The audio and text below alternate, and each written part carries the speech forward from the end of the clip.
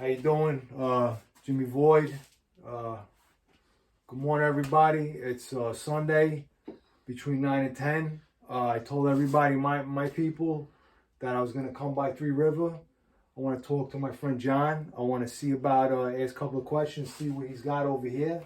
He's got a lot of quality stuff. He's been doing knives for a long time, former military, and I want to check it out. I want you guys to really go and subscribe to him and look at his products and look at his stuff. I mean, it's unbelievable the quality that he comes out with, and I don't even know how this came about. I've known him my whole life, and I don't even know how the business came out and how it transitioned from one thing to the next. John, yeah, can you help me out with that? Yeah. So good morning, everybody. The good thing about Jimmy's always brings coffee. Yes. So this is all I need, right? I could talk forever now, right?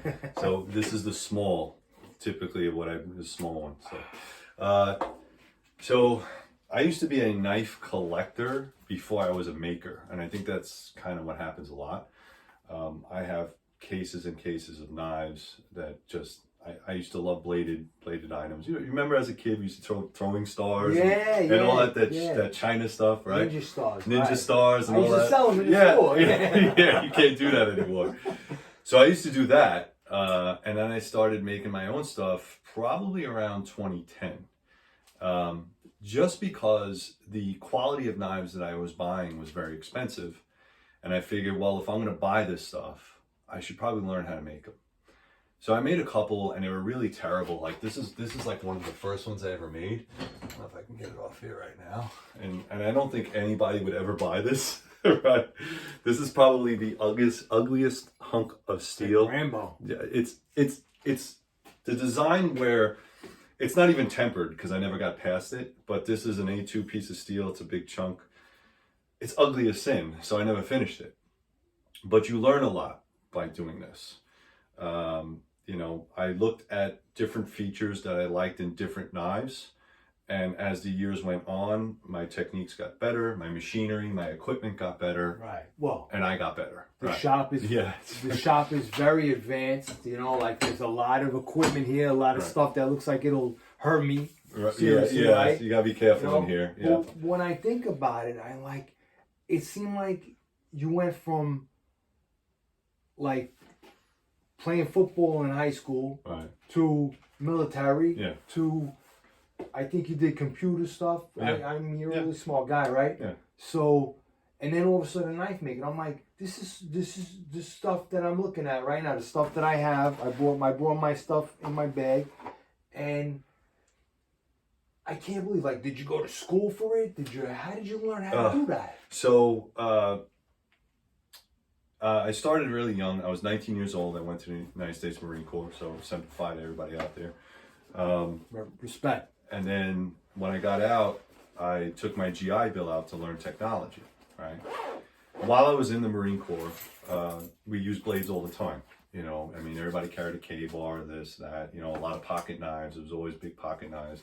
Everybody's always carrying a knife. So, of course, my affinity for knives went there. And then when I got back out, 9/11 happened. I went back into the Marine Corps, right? So I re-upped. Yes. I went over to the sandbox, and I stayed for a couple of years. All right. So I didn't just get out. I stayed for a couple of years. I did my deployment. I stayed in the reserves. And again, it never really was a thought in my mind to make knives. But I was always very good with my hands. I could always build stuff. So you met my grandfather, obviously, right? Yeah. So he used to. He threw me a bean. Yeah, he threw you a bean. Right. That's how you met him, right?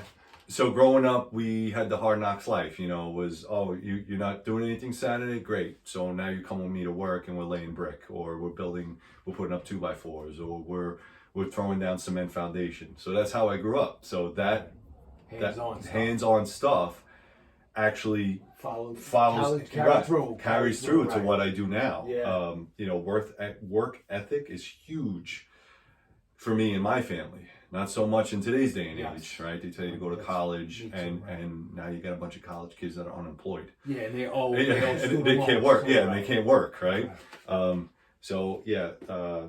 welders, bricklayers, carpenters, plumbers. They're making $100,000 a year easy, you know. So I would definitely tell my kids to go into trades without a doubt. No problems, no questions asked. Absolutely. How do you? I'm now for myself even. I mean, aside from everybody listening right now, I'm looking at amazing stuff right here. How did you come up with your, like, how did you, design? The selection that you come up with? Just like, you know, is it a thought process where let me make a template, let me make this design, and this looks good, and then let me, you know, establish it a little bit more, like, you got your sheets, right? Yeah. So something like this. Well, this one was actually designed. This one was a good story. I'll tell you about that one in a minute. But as far as designs go, I like big knives. I'm a big fan of big knives. All right. So I like woodsman's blades. I like blades. You know, as a kid, we used to go out and we used to do like, you know, small game hunts, rabbit hunts with our BB guns. But I always carried a big knife. I think a big knife is very useful in the woods. Yeah, it might be a little bit more difficult to skin small animals, but that's why they always make different sizes of knives. So, so what I'll do is I'll buy a sheet of steel, depending on what type of steel I want, or what type of steel I desire. Let's say if you want to do stainless or you want to do carbon steel, I will buy a sheet of it from my manufacturer. That handle is beautiful. And then what I'll do is I'll send him a design. There's actually, I never was good at the CAD design drawings, but there's like smaller stuff that we can do to get the design element, all right? But it always starts off, that's very sharp. Be careful, I cut myself with that one.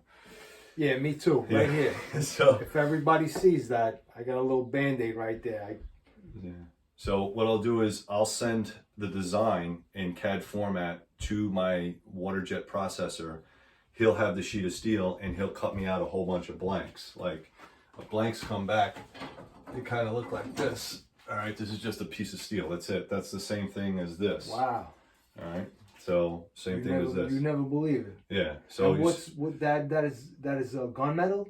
No, this is Cerakote. This is Cerakote. That's something we're going to talk about in a minute. Wow. So I'll cut out a whole bunch of blanks and I'll get them back. And then when the blanks come back, I stamp my name in them with a stamp, with a big sledgehammer. All right, so they kind of look like this. You see that? Yep. All right, so it'll look like that. Yeah. All right, so this is just a blank. All right, it's already been heat treated. It's already been done. And then from this process is where I start using the wheels, the contact wheels and all that other stuff. And start taking the meat or the metal off. It's thick. That's like a half inch, right? And just FYI, guys, it's a lot of work to grind out a piece of steel. It's a lot of work. It's not overnight. It's not easy to do. You know, it's a lot of electricity. My electricity bill goes through the roof because these all run on electricity, air filtration, time away from the family, all that stuff. So it's a lot of work.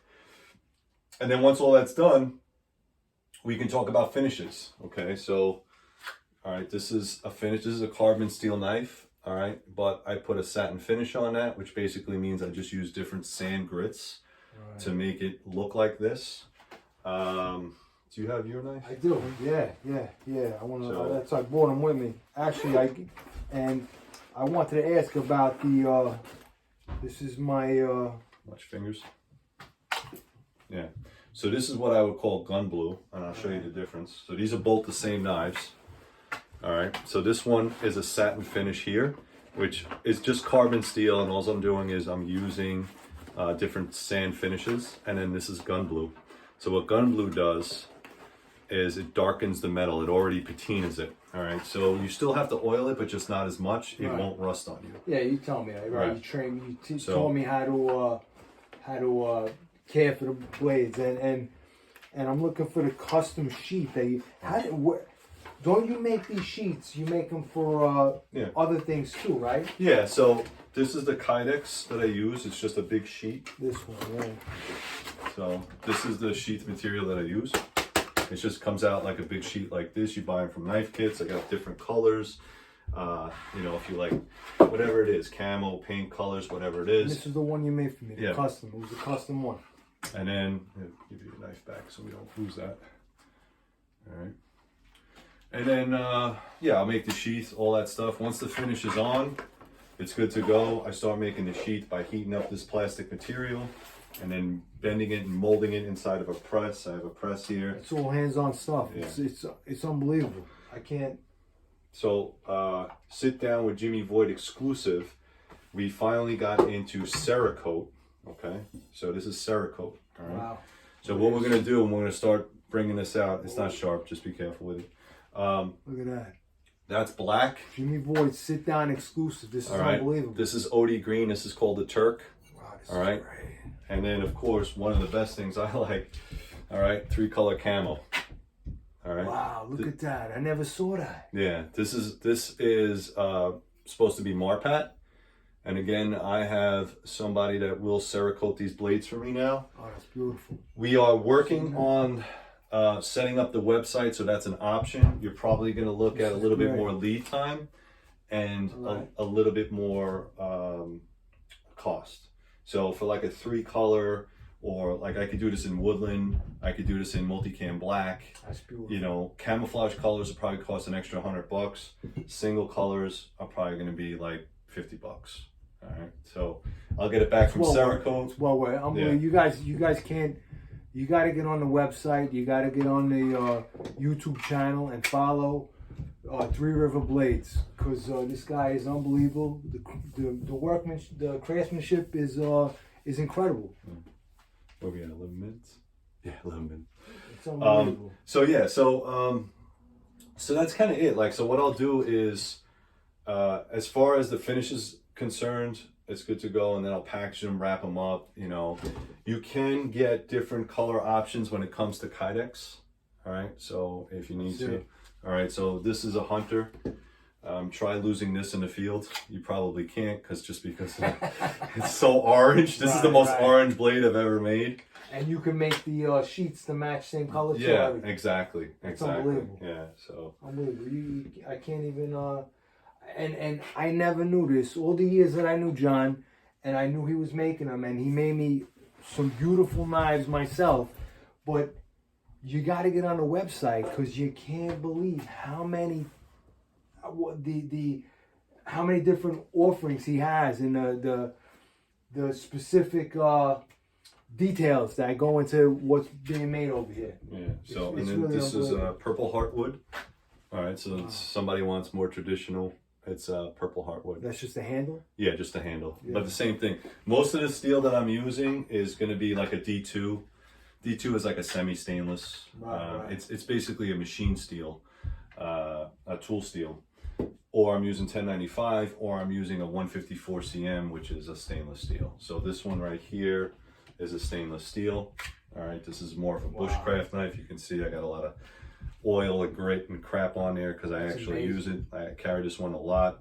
All the spines will be 90 degrees. So if you have a ferrocerium rod, which is like a fire starter stick, you can just use that. Or if you need to, let's say, rub some tinder, just feel the back there. Feel that back. No, this way. Feel that. See how it's sharp? Oh yeah, right. Yeah, so it's like a sharp edge. So if I don't want to mess up my blade, I can use it to that's great. Scrape tinder into a pile and then use it that way. So most of the blades that I make are for woods use. Right? I don't make a lot of tactical stuff. I mean, I have some stuff that I'm going to make, but I like to use enough of the stuff that I have before I go into the next project. Right. Okay, so some knives will retire. Once they're done being made, I'm not making them anymore, so get them while you can. So what do you got? What's at the end of its line right now? So I do not have any more of these. These are the Wingman. All right, the last two were already purchased. I'm sorry. All right, so I do have, this is a limited stock. These are the Turks. Yeah, they're unbelievable. Right. These are a limited stock. I only have like one of my 15 of them. I have plenty of the wood Wilderness Bowie. I have plenty of those, and I have plenty of this. This is the 1.7. This is the Jason. I'm gonna kill you. Wow. Right. So I have. It's a woods blade. All right. Do not do murder with my blades. All right. We gotta end it up. So that's pretty much it, Jim. Yeah, you know, I'm gonna run out of time on my thing right now, and he actually took over the JimmyVoid Sit Down because he's my first sit down talking truth, and I'm really grateful to him for helping me with my channel, and I just want anyone that watches my channel, anyone that subscribes to me, subscribe to me. Do me a favor, like, dislike, do whatever you want.